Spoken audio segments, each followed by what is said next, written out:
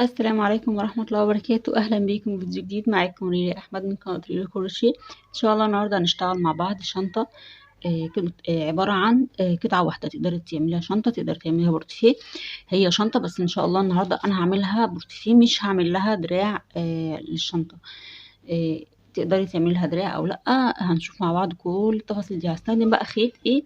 هستخدم خيط مكرمية مصري، سمك اعتقد ده 2 ملي او على حاجة بسيطة، يعني هو سمك رفيع مش تخين. هو بيجي عبارة عن شلة كده بالطريقة دي. وتبدأي تسلكي الخيط وتعمليه كور بالشكل دوت. وتيجي بقى تقومي لاسعة ديت بالولاعة ونبدأ نشتغل. هوريكم بس كده. بصي بالولاعة الخيط ده ما بيتقصش، ده بيتلسع عشان ما يكرش. تمام. هنبدأ بقى نشتغل، نشيل بقى الخيط بتاعنا وهقول لكم اخر الفيديو احنا استخدمنا قد ايه كمية خيط. يعني هنا هشتغل، هنعمل كده اول عقدة البداية. هرتفع بقى واحد، ومستخدمة ابرة اللي هي الالومنيوم ديت مقاس 5.5 مليمتر. ادي السلسلة التانية، التالتة، الرابعة. نعمل الخمسة. تمام، 5 سلاسل. وهلف الخيط، يعني هلف بقى كده، هخش في آه الغرزة الأولى. أنا آسفة يا جماعة عشان كنت تعبانة بس. وهعمل منزلقة. تمام، أنا كده دخلت في الغرزة الأولى. هعمل منزلقة، هرتفع. أنا كده ارتفعت سلسلة، ديت سلسلة ارتفاع مش هعتبرها أي حاجة. هخش كده، هاخد بس الخيط ده كده عشان نداريه معانا في شغلنا. هعمل أدي أول غرزة حشو، هاخد غرزة الحشو التانية. تمام، هخش أعمل غرزة الحشو التالتة. تمام كده، التالتة ديت. وهنا هحط المارك بتاعي عشان ابقى عارفة ان دي الغرزة التالتة. تمام، هنعمل الغرزة الرابعة،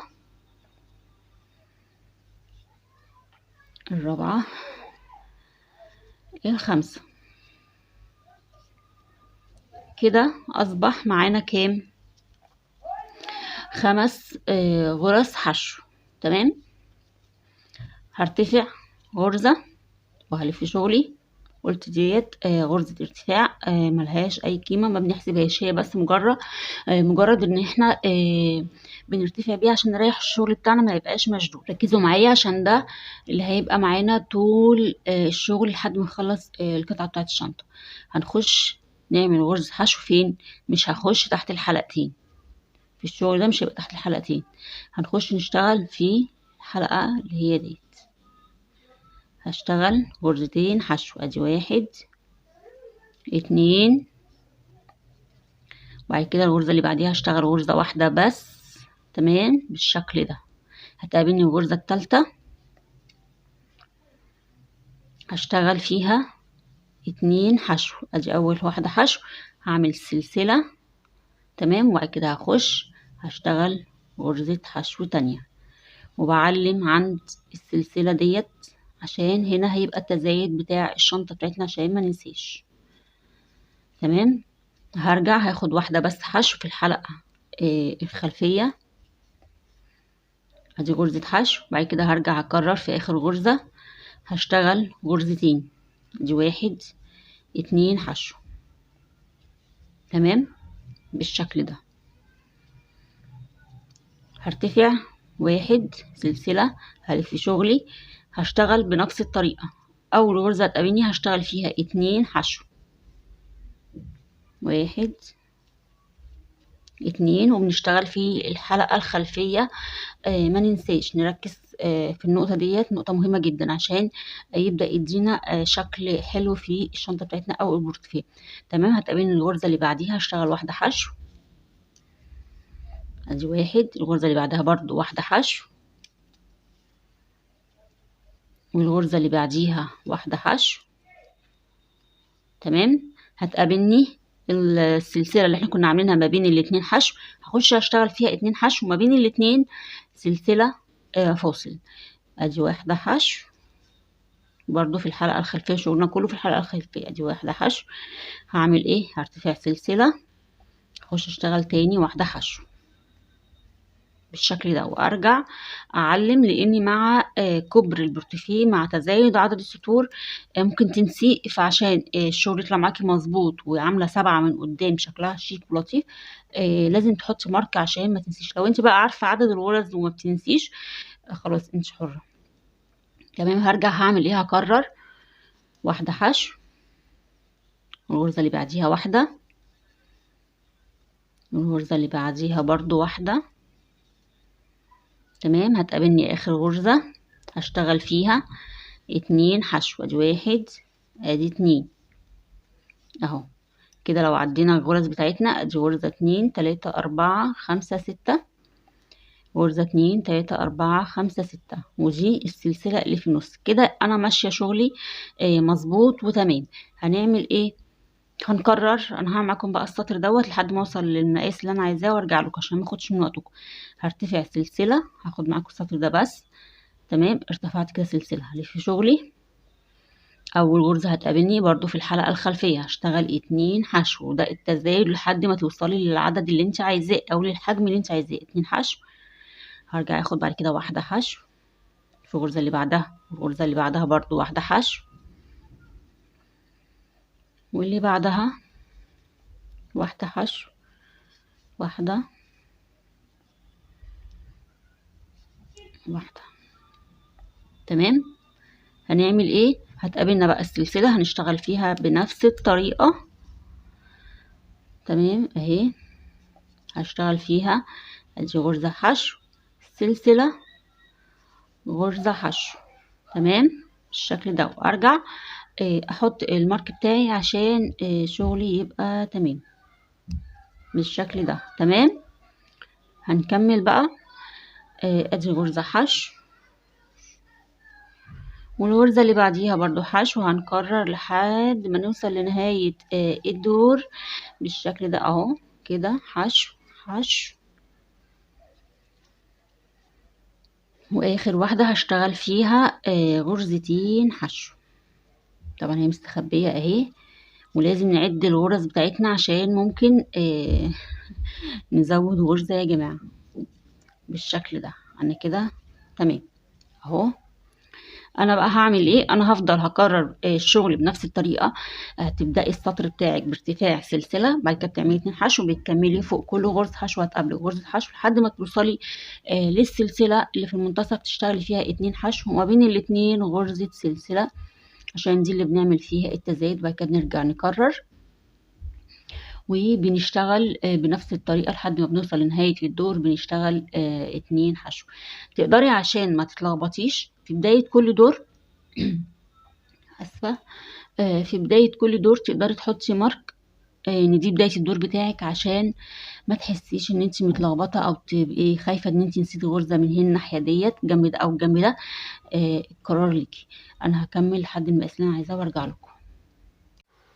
تمام. انا هنا خلاص وصلت للدور اللي انا عايزاه او للحجم اللي انا عايزاه بتاع الشنطه او البورتفيه على حسب انت عايزه ايه. فانا هقول لك المقاس بتاعي انا.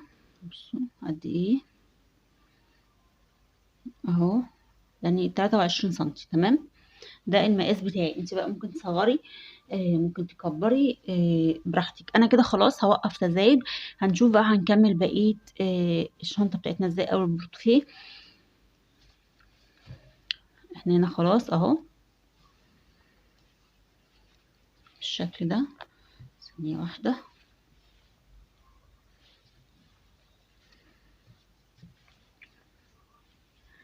هعمل ايه؟ هرتفع سلسلة، هلف الشغل. نركز بقى مع بعض. احنا كل مرة كنا بنعمل ايه عشان نتزايد؟ كنا بنتزايد في اول غرزة بتقابلنا بنشتغل فيها 2 حشو. دلوقتي لا، احنا هنبدأ نعمل تزايد. هنعمل ايه بقى؟ دي اول غرزة انا مش هخش فيها، هخش في الغرزة التانية وهشتغل واحدة حشو بس، مش هعمل تزايد. تمام. هكمل في كل غرزة هتقابلني هشتغل غرزة حشو. وما تنسوش ان احنا بنشتغل في الحلقة الخلفية مش بنشتغل تحت الحلقتين. تمام بالشكل ده.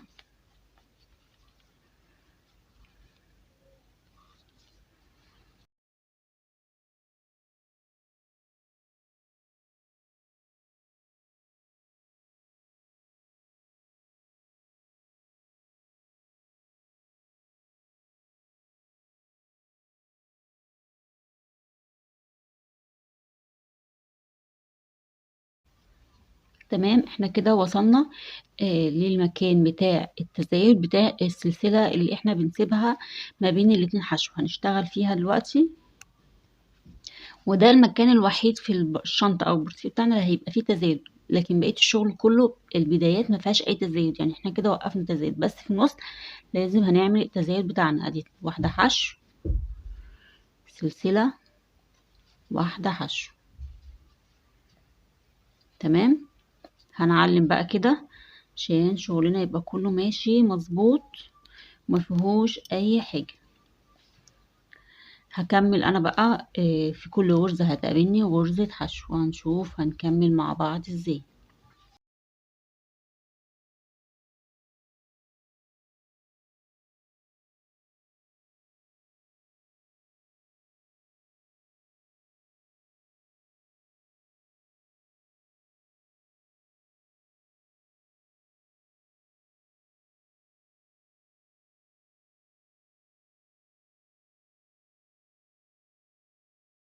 بصوا هنا عندنا ادي غرزة وادي غرزة. تمام مركزين مع بعض اهو، غرزة وغرزة. هنشتغل في الغرزة دي اهي، اسفة. تمام انا هنا اشتغلت خلاص في الغرزة دي. الغرزة دي اهي انا مش هشتغل فيها، الغرزة ديت انا هسيبها عشان يبقى الجنبين زي بعض، فانا هسيب الغرزة دي اهي مش هخش فيها خلاص. هرتفع سلسلة وهلف شغلي، وتقدري برضه عشان تبقي متأكدة ان انت عدد الغرز بتاعتك مظبوطة. ادي 1 2 3 4 5 6 7 8 9 10 11 12 13 14 15 16 17 18 19 20. بصي يا ستي، 1 2 3 4 5 6 7 8 9 10 11 12 13 14 15 16 17 18 19 20. كده تمام، كده الغرز بتاعتنا مظبوطة. لو انت شاكة قبل ما تطلعي الدور اللي بعده ان انت خدت كده غرزة مظبوطة او ما خدتهاش او كده، يعني متشككة، قبل ما تطلعي الدور اللي بعده عدي الجنبين، عشان حرام لما تشتغلي وتفكي، لان دي من الشنط او البورتفات اللي ما ينفعش ان انتي شغلك فيها ما يبقاش مظبوط. لازم شغلك يبقى دقيق جدا فيها وغرزك كلها مظبوطة. تمام احنا كده ارتفعنا سلسلة. هنعمل ايه؟ نفس اللي عملته في البداية هنا هعمله هنا. دي اول غرزة هتقابلني، انا مش هشتغل فيها، انا هشتغل في اللي بعدها اهو. بصوا ده ارتفاع السلسلة، اتفقنا ان ملناش دعوة بيه. دي اول غرزة المفروض اخش فيها، انا مش هخش فيها، انا هخش في الغرزة اللي بعدها. تمام وهشتغل برضو بنفس الطريقة. كده عدد الغرز معاكي هيبقى ثابت، يعني كده المفروض برضو الجنب ده دلوقتي لما اخلصه المفروض يبقى معايا 20 غرزة. احنا اشتغلنا ادي غرزة 2 3.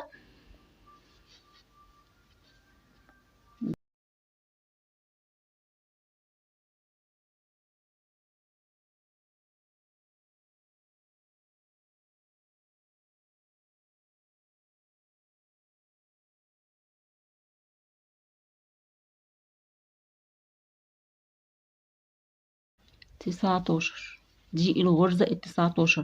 ال20 اللي احنا هنشتغلها في السلسلة. يبقى احنا كده شغلنا تمام. هيبدأ كده السطر من هنا 20 ومن هنا 20 لحد ما تخلصي الشنطة بتاعتك او البورتفيه على حسب ما انت عايزة تعمليها. هخش اشتغل بقى غرزة حشو، سلسلة، وغرزة حشو، وارجع اعلم بالمارك بتاعي عشان شغلي كله زي ما اتفقنا مع بعض مظبوط، الجنبين مظبوطين. هكمل. احنا كده ادي بصوا هنعد تاني، ادي غرزة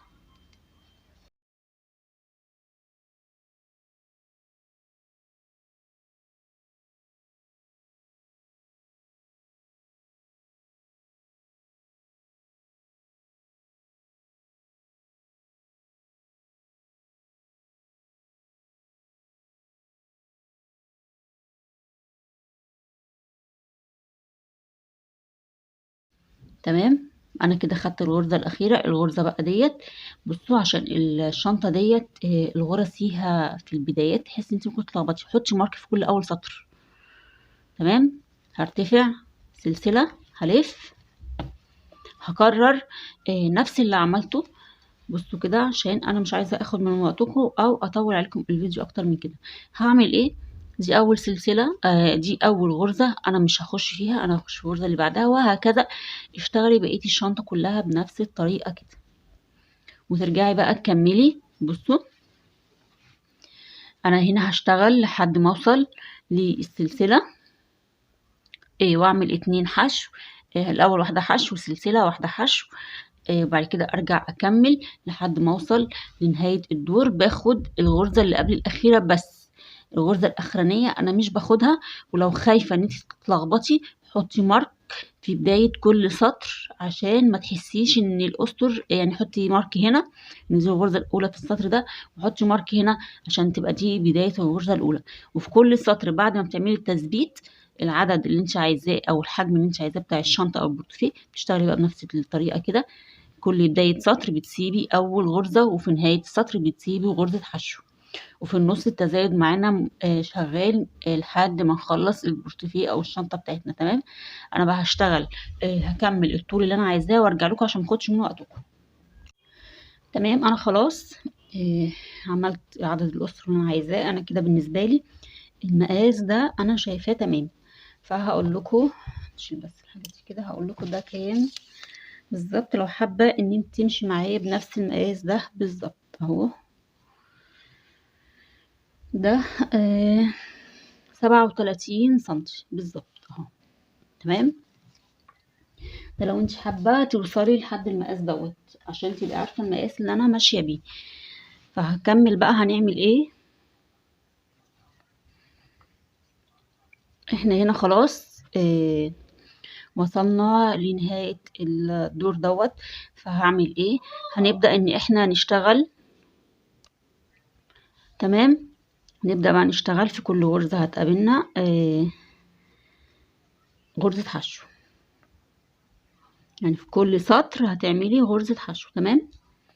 بالشكل ده كده هيقابلنا السطر اللي بعده اهو بالشكل ده كده. تمام. وهكذا هنفضل ماشيين في كل سطر هيقابلنا هنعمل غرزة حشو. خلاص. انا بقى هفضل شغالة لحد ما اوصل لنهاية اهو. انا عايزه اوريكم شكلها. هفضل شغالة لحد ما اوصل هنا، وهنلف مع بعض هنا، وهقول لكم هنكمل شغل ازاي. انا هنا وصلت لنهاية الدور اهو. هنعمل ايه؟ هاتني بس دي كده عشان ابين لكم الشغل. او ثواني. بصوا احنا هنا وقفنا عند الغرزة ديت، دي نهاية السطر. المفروض هنبدأ نشتغل في الجنب التاني اللي هو الجنب ده. فهنعمل ايه؟ الاول هعمل في نفس المكان غرزة حشو في نفس المكان، هرتفع السلسلة، هوصل، هشتغل في اول بقى سطر معايا في الجنب التاني اهو. انا ليه عملت كده؟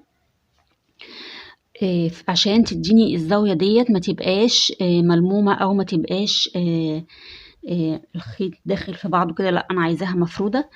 تمام. فانا كده عملت هنا 2 حشو، وهنا عملت سلسلة، وبعد كده عملت غرزة حشو. هشتغل بقى في كل سطر هيقابلني غرزة حشو. تمام. بالشكل ده كده كل سطر هيقابلني غرزة حشو.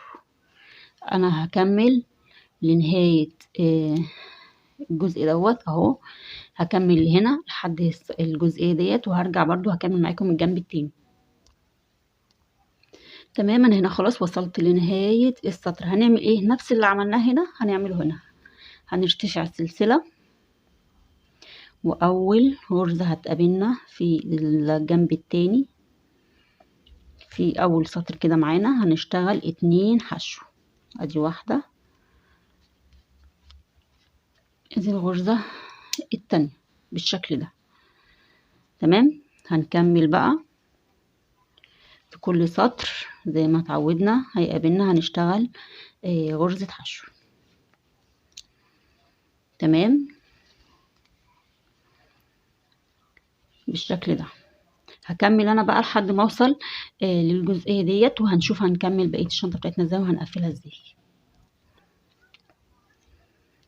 دي الغرزه الاخيره. طبعا انا قطعت الخيط. تمام هسحب الخيط بتاعي كده. هننضف بقى شغلنا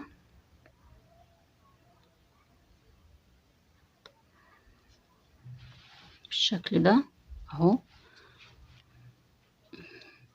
هخش انا كده خلاص خلصت. هخش في الغرزة اللي هي بداية السطر ده، هخش من تحتها كده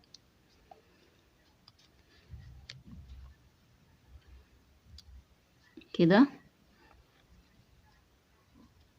بعد كده هدخلها في اهي. بصوا يعني انا مش عارفه هي ظاهره ولا ده كده غرزة الحشو. لا انا مش هخش فيها، انا هخش فوق من فوق كده كده عشان يبقى الى حد ما الشكل قريب.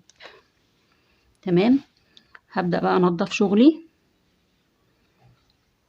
واقرط على الغرزة بتاعتي عشان ما تفكش معايا. تمام هفضل رايحة جاية كده واحاول ادخلها تاني من هنا عشان شغلي يبقى تمام. ندخلها كده بالشكل ده.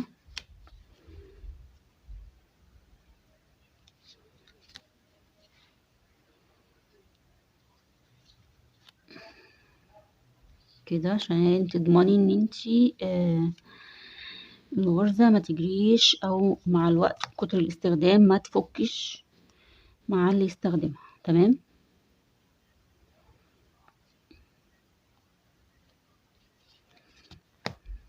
كده انا هكمل بقى لحد ما ادخل الخيط ده كله هنا وارجع لكم. تمام احنا خلاص انا بصوا علمت مكان المارك ده عشان ابدا عدد الغرز هنا يبقى نفس عدد الغرز هنا، وهيبقى ده الشكل بتاعي اهو. هيبقى كده تمام.